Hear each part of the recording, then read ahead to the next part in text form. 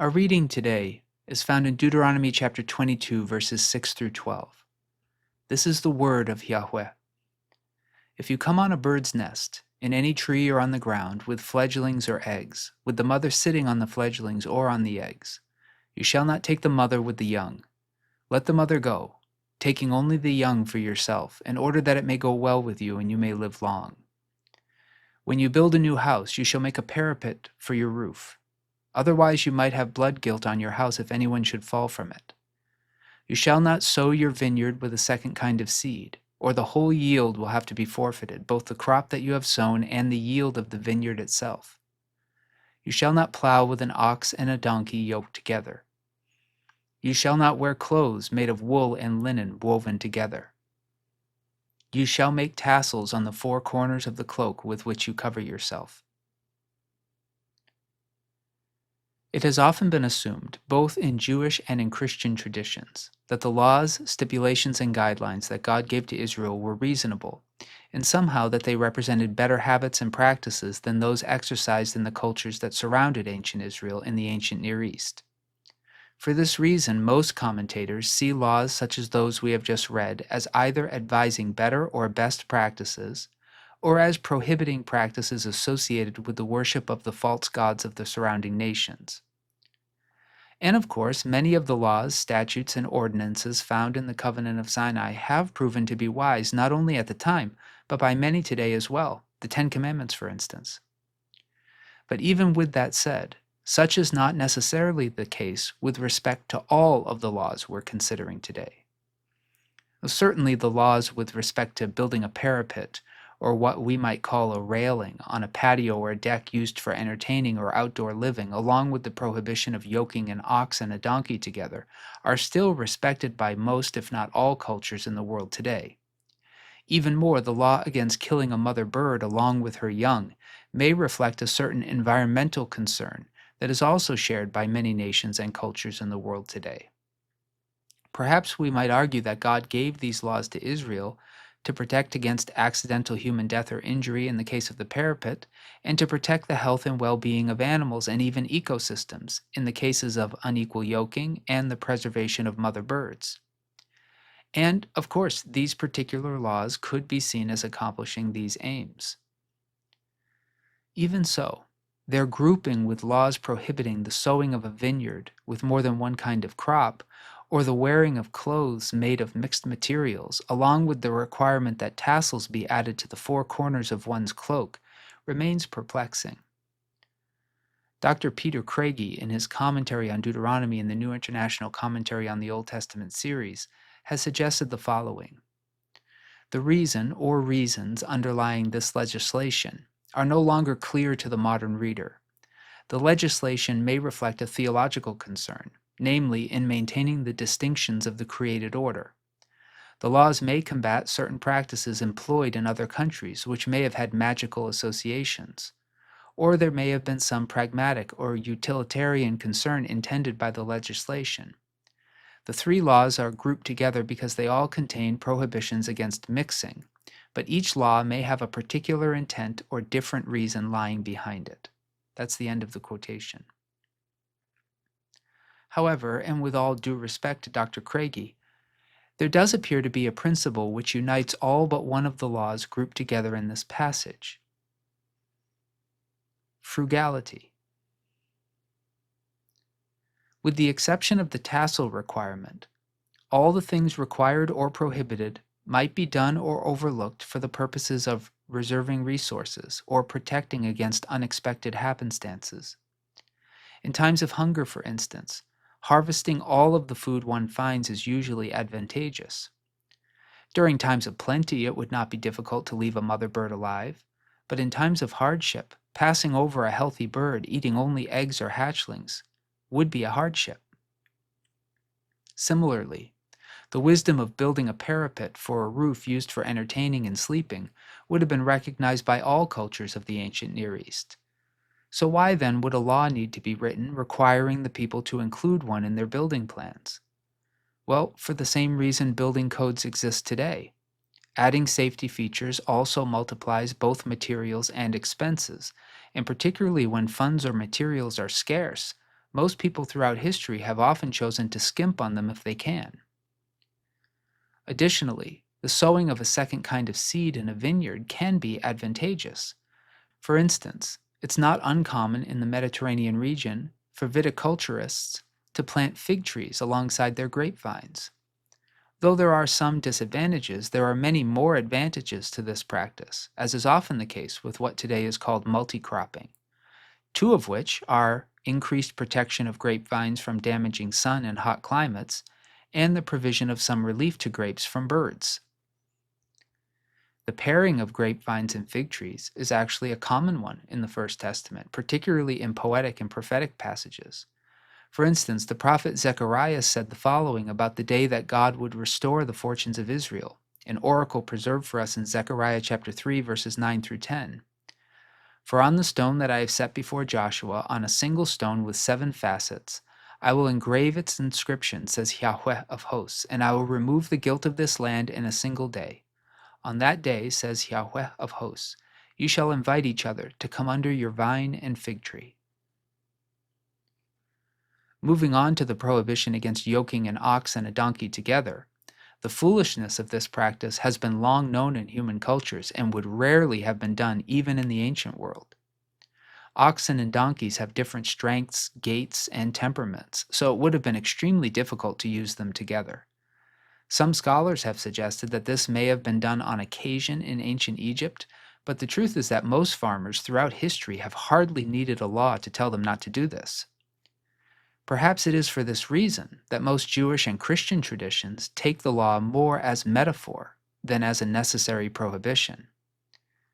However, there is a time when a farmer who knows better might resort to using an ox and a donkey together to plow a field, and that would be during times of severe want, when desperation pressures us into unwise solutions.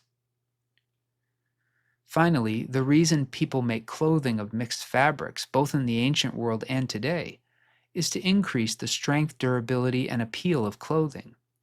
The intent often is to allow a garment to benefit from combining the strengths of each fabric while minimalizing the weaknesses.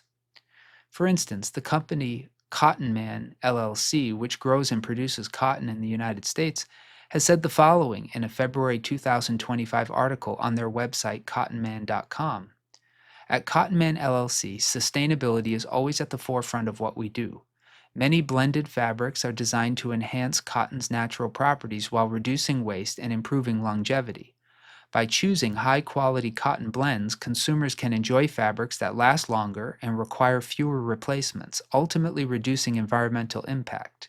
Additionally, as eco-friendly innovations continue to grow, we're seeing an increase in biodegradable and recyclable blended fabrics. Sustainable cotton blends, such as organic cotton mixed with hemp or bamboo, provide an excellent alternative for those looking to reduce their carbon footprint. That's the end of the quotation. Again, mixing fabrics has a sense of frugality. Expensive natural fabrics can be reduced in cost by blending them with less expensive fabrics, and when done correctly and carefully, blending fabrics can extend the life and durability of a garment. So then why would God prohibit the practice? Again, Christian historians often focus on a symbolic intention. That is, perhaps God was teaching his people to be pure in their devotion to him by wearing garments of only one fabric. Or perhaps God was reminding his children about the boundaries he set up in nature by requiring them not to mix fabrics in garment making. However, I suspect that the frugality of mixing fabrics was actually in view for God. It seems to me that in the Covenant of Sinai, God was asking his people to live more vulnerably than the people in the surrounding cultures often lived. In times of hunger and want, for instance, God's people might have been tempted to eat whatever they could find. Such a practice would certainly have been understandable during times of famine, and certainly was practiced by most cultures in the ancient Near East and in many cultures throughout the world right up to today. For example, there is a well-known Cantonese saying which translates roughly as, anything that walks, swims, crawls, or flies with its back to heaven is edible. However, in Israel, such flexible dietary diversity was not allowed. Not only did the kosher laws limit what kinds of animals and insects could be eaten, but as we've seen in Deuteronomy chapter 22, verses 6 through 7, Even kosher-approved mother birds found in the wild were not allowed to be eaten under any circumstances. To live under these conditions, particularly during seasons of famine, drought, or other hardships, would have been particularly oppressive. Furthermore, if building a new house required certain safety features to be observed, as we've learned even today, there are some who will be prohibited from building due to the additional material and expenses these building codes require. Again, during times of plenty, it'd be easy to follow the law of building parapets on roofs. But during times of scarcity or want, this requirement would be increasingly hard to follow. And again, as we've seen, sowing a vineyard with another type of seed, like figs for example, might protect one's crop from unforeseen circumstances. Planting both barley and wheat in a field, which comes with more risk perhaps than planting grapes and figs together, might also guarantee a harvest if one or the other fails to thrive. Again, such practices would be protective. That is, they are attempts to mitigate the risk of placing all of one's eggs in a single basket. And God prohibited his people from experimenting in these ways. And finally, making garments of mixed fabrics, again, not only would have increased the majority of God's people's access to finer fabrics that unmixed they might not have been able to afford or acquire, but the practice also would have increased the longevity and durability of their clothing if it was done carefully and well. However, once again, God prohibited his people from experimenting in these ways, requiring them to live with the strengths and weaknesses of only one kind of material in each article of clothing they wore. As we've already observed, some of this makes sense. Perhaps not eating everything one sees ensures future biodiversity and is to the long-term benefit both of animals and of humans. Certainly, building safety features into structures protects people from unnecessary risk and protects property owners from liability. And perhaps sowing only one kind of seed in a field simplifies farming to a degree, and wearing garments made of only one kind of material reduces the risk of unforeseen complications of wearing and washing garments of materials with differing properties. And again, certainly not yoking different species of animals together for the purpose of plowing fields is best for the animals and better for farmers. And of course, Christian historians may be right that some of these laws avoided cultic associations with the practices of the surrounding cultures of the ancient Near East. But even given all of these things, the simple truth is that this grouping of laws required the Israelites to trust God and to trust his involvement in their midst in quite tangible ways. When hungry, they would have to leave some of the food they found untouched. Even when struggling, they were to forego building projects that they could not afford to finish in ways that would be safe for them and for their guests. When they farmed their land, they were not permitted to hedge their bets and try to mix and match crops to increase yields and mitigate potential losses. Even in desperate times, when the only option for tilling a field might be the mixing of two different species of animals, they were not allowed to do so. And even though mixing fabrics and garments might increase durability and longevity, they were to trust God's watch care over their single fabric garments.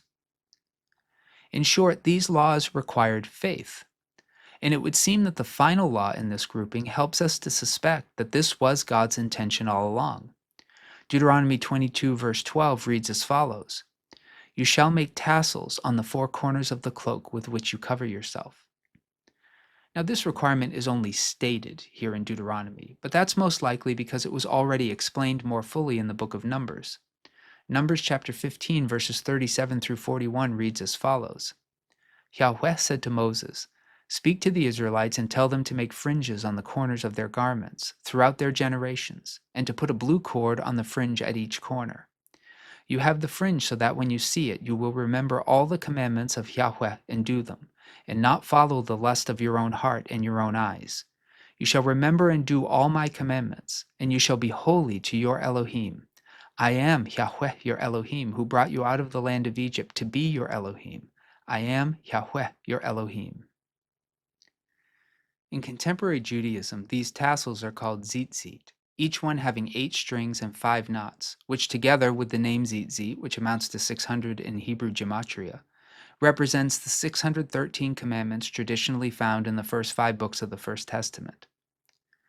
By finishing this section of commandments with the requirement of the tassels, God was teaching the Israelites to put faith in God and in His commandments, as opposed to placing faith in their own carefulness or their own ingenuity or risk reduction strategies or wealth reserving practices.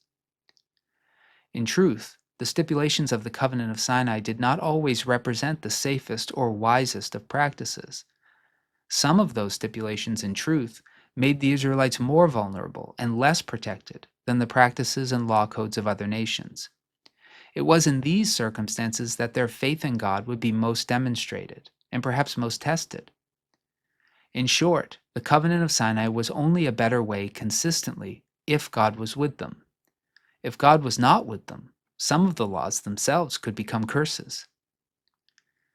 The 18th century Anglican priest John Wesley recognized this call to increased vulnerability not only for ancient Israel under the Covenant of Sinai, but also for Christians under the new covenant of Jesus, in his sermon, The More Excellent Way, when he wrote the following: Each of us should consider ourselves as a person into whose hands God has entrusted a part of his wealth which is to be used according to his direction. And God's direction is that each of us should consider ourselves as only one of a number of impoverished people who are to be cared for out of the portion of his wealth that he has entrusted to us. You have 2 advantages over the others who are to be cared for out of the wealth entrusted to you. First, it is more blessed to give than to receive. Second, you are to care for yourself first and others second. This is how Christians are to see both themselves and others. But to be even more candid, if you have no family, then after you have provided for yourself, give away all that remains, so that each Christmas your accounts may be clear, and wind your bottom round the year. This was the practice of all the young people at Oxford who were called Methodists. For example, one of them earned £30 a year, which is equivalent to about $6,500 today or so. He lived on 28 and gave away 2. 3 years later, he made £90, equivalent to near $20,000 today. He still lived on 28 and gave away 62. The next year, he made £120, equivalent to 26,000 today or so, maybe a little more with inflation. He still lived on 28 and gave away 92 to the poor. Isn't this a far better way? Secondly, if you have a family, seriously consider in prayer with God how much each member of the family truly needs in order to have what is necessary for life and for godliness. And in general, do not allow them to have less than this, but also do not allow them to have much more than you allow yourself. Thirdly, having done this, commit yourself to not raising your standard of living. I charge you in the name of God, do not increase your standard of living. As more income comes daily or yearly than you need, let it go. Otherwise, you are laying up for yourself treasure on earth. And this our Lord Jesus forbid us to do, just as he forbid murder and adultery. By storing up treasure on earth, therefore, we are storing up wrath for ourselves on the day of wrath and revelation of the righteous judgment of God. But suppose that storing up treasure on earth were not forbidden by Jesus. How could we find it wise to spend money in a way which God may possibly forgive, instead of spending it in a way which God will most certainly reward? We will not receive any reward in heaven for what we save up. We will only receive a reward in heaven for what we give away. Every dollar we put in an earthly savings account is lost. It bears no interest in heaven. But every dollar we give to the poor is put into the bank of heaven, and it will bring glorious interest, which will accumulate throughout all of eternity. That's the end of the quotation from John Wesley. By the wisdom of the world, and even by what many call common sense, the requirements of God, as preserved both in the Covenant of Sinai and in the teachings of Jesus, will not make God's people consistently safer, consistently wealthier, or consistently less vulnerable to tragedy. In some ways, from a worldly or common sense perspective, following God completely may appear to make us less safe, less wealthy, and at least equally vulnerable to tragedy, if not more vulnerable in a variety of instances. This is in part why the way to God is, in the words of Jesus, narrow in the sense of squeezing and pressing, and it is of no surprise that few seek it, and therefore that few find it. The ways in which God has asked his people to live, whether in the Covenant of Sinai or in the New Covenant teachings of Jesus and his apostles, are not safe or wise without God. To say it another way, in order to live as God has asked us, we need God to be with us. To quote Moses' plea to God in Exodus chapter 33, verses 15 to 16, "If your presence will not go, do not carry us up from here. For how shall it be known that I have found favor in your sight, I and your people, unless you go with us? In this way we shall be distinct, I and your people, from every people on the face of the earth." To live truly as God has called his people to live requires a faith more courageous than the requirements of most other nations and peoples necessitate. Perhaps this is in part why God's people so often have envied the lives, the law codes, and the worship practices of other cultures. After all, after 4 centuries of the leadership of God over Israel through his selected judges, the Israelites asked for a king that they might be like other nations. A monarchy, of course, guaranteed an endless succession of leaders, rather than waiting for God to choose a judge here or there. And kings always fight for their people, at least out of their own self-interest, whereas God was willing to let the people fall to their enemies if they broke the covenant. In short, kings were easier to control, simpler to predict, and more reliable in seasons of rebellion against God. As God first challenged Israel and later challenged all nations through the ministry, life, teachings, death, resurrection, and ascension of Jesus, our Messiah, so God is challenging those who would follow him today with a courageous and faithful willingness to live vulnerably as God has called us, out of trust not in human wisdom or common sense, but trust in God to do as he said and to walk with us as he promised. Hear now, nations of the earth, the word of the Lord. Like Israel before you, O nations of the earth, you have sought to preserve peace and prosperity on earth by your own wisdom and sagacity. You have mitigated risk by genetic engineering, by advanced farming practices, by medical science, and the oftentimes questionable methods by which you have discovered ways of combating disease and pestilence, by building high walls and advanced military apparatuses, and all the while separating my people from me and from the world which I created them to superintend and to inhabit, bringing them to depend entirely on you and your machinations to protect them and to bring them to flourishing. But your plans will not succeed, and your protections will not stand. I am now assaulting those who have set themselves up as gods and as protectors of my people. I have been accused of departing from my covenants, of leaving my people to be demolished by their enemies, of forsaking my chesed and abandoning those I once attested to loving. But these are lies spoken by those who would consume you for their pleasures and besmirch me for their own empowerment. I will now deconstruct those who have deconstructed me and my world. Flee, my people. Flee from dependence on the promises of man. Flee from trust in the systems and structures that have guaranteed your future. Like Israel before you, I will deliver you from the tyranny of Egypt, but only if you will forsake the promises and blessings that Egypt has bestowed upon you and your children. Trust me in my way, and you will live. Trust the promises and wisdom of men, and you will perish in their burning. All truth is mine, and nothing has been uncovered or discovered that I did not first place in the world and leave unattended, that it might in good time be known. However, your landlords have pursued knowledge out of time, and have applied wisdom in foolish endeavors. Nothing have they found without my leave, and nothing have they applied without my mercy. The evil they have done in the name of progress was unnecessary and gratuitous. I would have provided all that was needed in knowledge, in technology, and in maturation if I had been trusted by your ancestors. But they would not wait, and they would not trust. Rather than follow the God who created them, they wish to be their own gods, and they have and will again suffer for their indiscretions. Now, my people, we will pillage the Egyptians of their stolen knowledge, using only what is honoring to God and leaving behind all that is useless and broken. Do not trust the goddess mother of invention. She is a siren calling you to destruction. Trust the God who created the heavens and the earth to guide you into safe harbors after your season of testing is past. You will not be safe on the journey, but you will be watched over, and I will see you delivered into my promised land. Do not waver, people of God.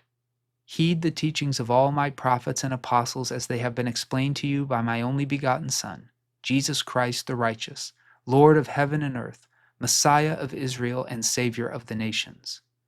The word of the Lord has spoken and will not be rescinded. Amen.